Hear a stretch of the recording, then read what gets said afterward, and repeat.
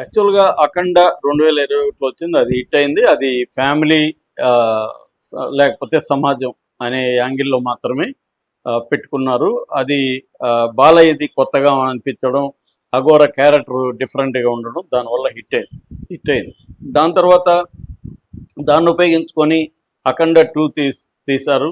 'అఖండ 2'కి వచ్చేసరికి ఫ్యామిలీని తగ్గించేసి దేశభక్తి, సనాతన ధర్మం ఈ రెండింటిని హైలైట్ చేయడం కోసం ఇప్పుడున్న కాంటెక్స్లో, ఎందుకంటే కూటమి ప్రభుత్వం ఉంది కాబట్టి ఇది చేద్దాం అనేది ఒక యాంగిల్. రెండో యాంగిల్, ఇది పాన్ ఇండియా సినిమాగా తీయాలి. పాన్ ఇండియా సినిమాకి ఇవాళ మంచి డిమాండ్ భక్తికి ఉంది. అది కూడా హిందూ భక్తి పెట్టుకొని హిందువులకు వ్యతిరేకుల్ని విలన్గా చూపిస్తూ హిందువుల్ని హీరోలుగా చూపించే సినిమాలకి మంచి మార్కెట్ అయితే వచ్చింది బీజేపీ ప్రభుత్వం వచ్చిన తర్వాత. సో అందుకని దీన్ని ఉపయోగించుకొని నార్త్ వాళ్ళకి కూడా కనెక్ట్ అయ్యే విధంగా దీన్ని సెట్ చేద్దామనే ఒక ప్లాన్తో వీళ్ళు డైరెక్టర్ కానీ మేకర్స్ కానీ బయలుదేరి 'అఖండ 2' తీశారు. కాకపోతే దీనికి మిక్స్డ్ టాక్ వస్తుంది.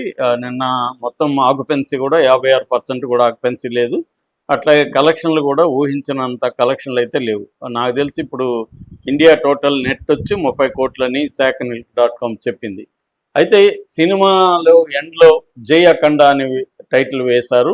సో ఇది 'జై అఖండ' అంటే ఇప్పుడు 3వ పార్ట్ రాబోతుంది అంటున్నారు. ఈ 3వ పార్ట్ గురించి ఆల్రెడీ చర్చ మొదలైంది. కాకపోతే 3వ పార్ట్ తీస్తారా? ఎందుకంటే ఈ 'అఖండ 2' ఈ రోజు రేపుని బట్టి తెలిసిపోతుంది. మండేకంతా దీని క్లారిటీ వస్తుంది. ఇది ఏ స్థాయి హిట్ అంటే డబ్బులు ముందు రావడం అనేది important. Already pre theatrical business 145 కోట్లు చేసింది కాబట్టి 145 crores షేర్ రావాలి ఫస్ట్. ఇప్పుడు నిన్న వచ్చింది 30 కోట్లు నెట్ వచ్చింది. సో ఈరోజు రేపు కలుపుకుంటే 3 రోజుల్లో ఒక 100 కోట్లు వస్తాయి. మళ్ళీ స్లో అయిపోతుంది, మండే తర్వాత స్లో అయిపోతుంది.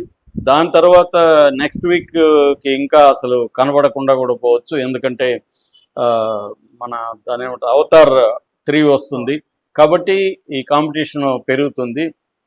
రెండోది ఏంటంటే ఇది తెలుగు సినిమా, తెలుగు ప్రేక్షకులే దీన్ని భరించాల్సిన పరిస్థితి. మిగతా వాటిలో అన్నిట్లో కలిపి ₹1 కోటి కూడా రాలేదు నిన్న. హిందీలో అయితే ఇంకా దారుణంగా ఉంది. 5-6% కూడా ఆక్యుపెన్సీ రేట్ హిందీలో లేదు నార్త్ ఇండియాలో.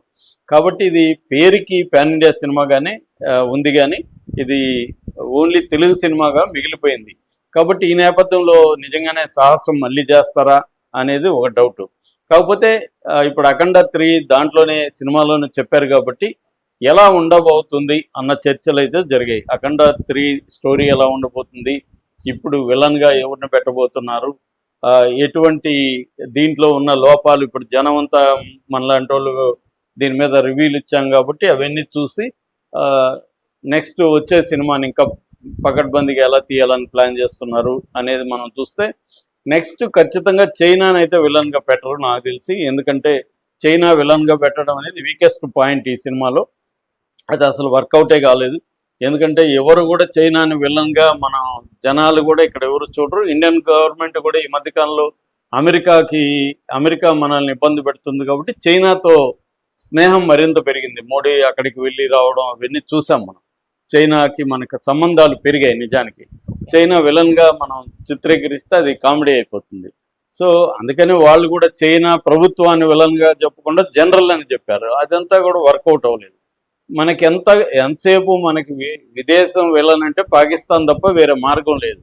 సో వేరే ఏ దేశాన్ని విలన్గా చూపించి సినిమాలు తీసినా కూడా వర్కౌట్ అయ్యే పరిస్థితి లేవు. ఒకప్పుడంటే విదేశీ హస్తం అనేవాళ్ళు జనరల్గా.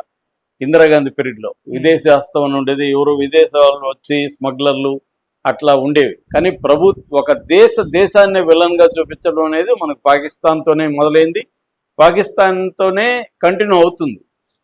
చైనానో లేకపోతే అమెరికానో ఇంకో దేశాన్ని విలన్గా చూపించి మన దేశం వాళ్ళతో ఒకడెవడు పోయి ఎదుర్కొన్నాడంటే అసలు బిలీవబిలిటీ ఉండదు.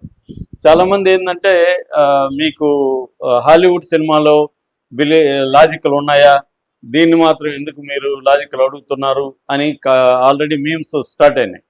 వాళ్ళకి అర్థం కావాల్సింది ఏంటంటే లాజిక్ వేరు, బిలీవబిలిటీ వేరు. లాజికల్ హాలీవుడ్ సినిమాలో కూడా ఉండవు.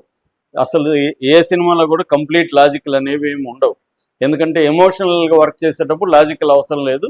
అట్లాగే నీకు థ్రిల్ క్రియేట్ చేయాల్సి వచ్చినప్పుడు లాజిక్ అవసరం లేదు. కానీ స్టోరీ వరల్డ్ అంటారు, ఆ స్టోరీ ప్రపంచాన్ని నిర్మించి ఒక బిలీవబిలిటీని క్రియేట్ చేయాలి.